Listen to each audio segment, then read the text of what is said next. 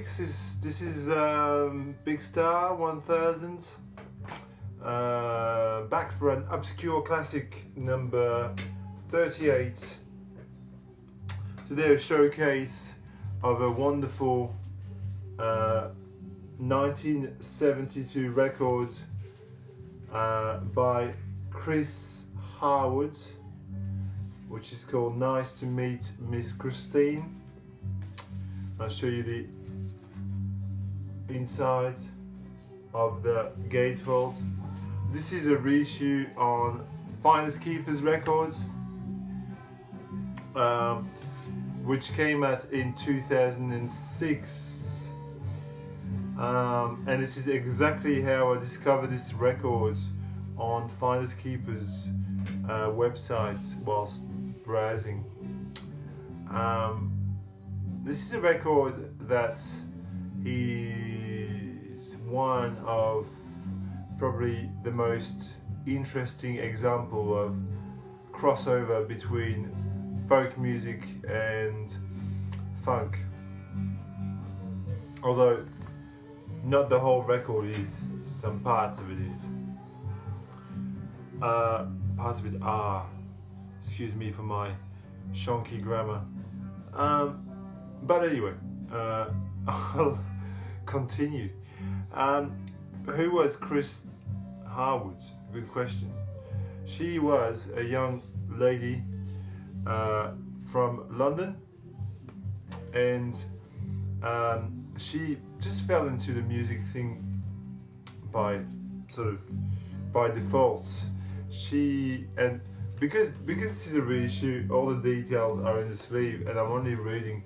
I'm not that learned about anything here. I'm just telling you what I'm reading. Anyway, in the reissue, she's saying how she had a boyfriend who was a guitar player, and he wanted to write songs and be in a band, etc. And she sang, and they started writing songs together. One thing led to another, and he had contacts with the melody maker, the music paper, and somehow he got her to get into a recording session, and she was like 16, 17 years old at the time.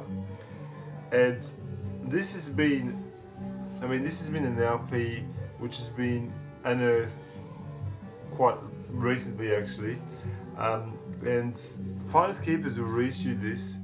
One of the owners of Finders Keeper, Andy Votel, who is also a musician of his own in his own right, was saying that this was frequently popping up in UK fairs in the 90s, throughout the 90s, but no one was actually buying it, and then it was rediscovered when all copies were gone, basically.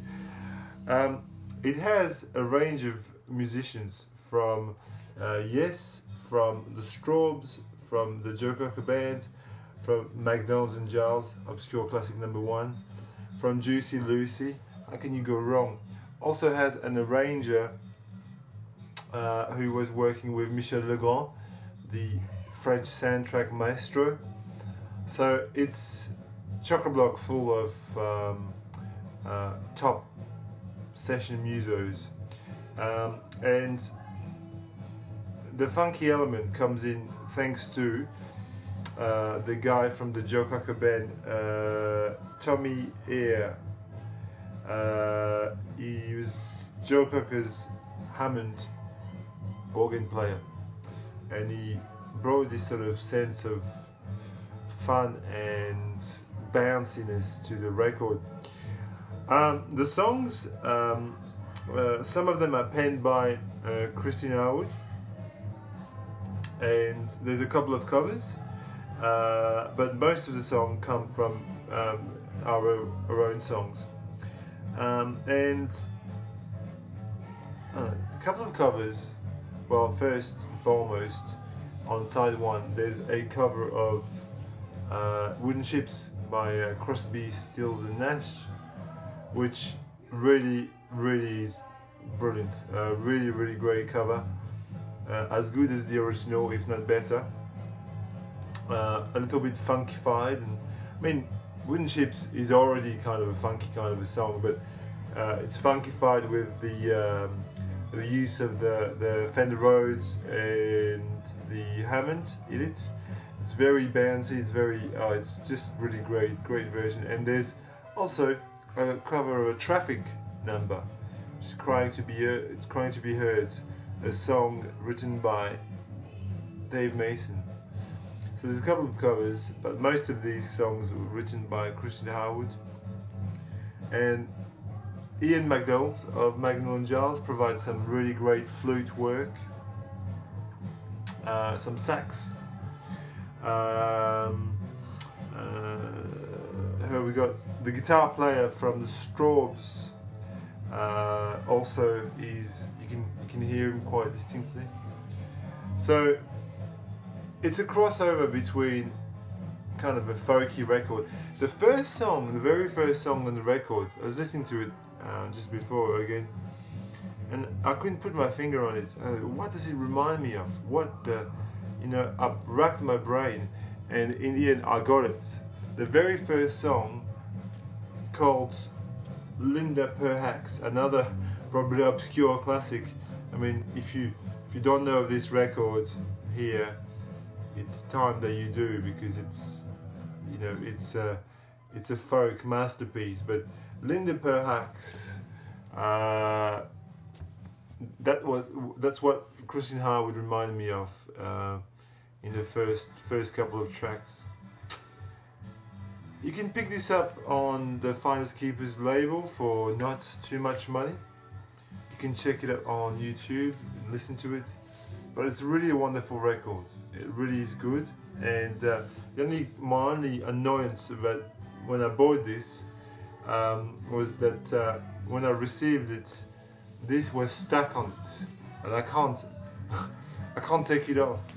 It's really annoying. It's like, I really can't take the sticker off, and I don't want the sticker on. But anyhow, it doesn't spoil the record. The record is still what it is. And Chris Harwood just faded into obscurity, and she's still alive. And she, as I said, she wrote a little piece for this, and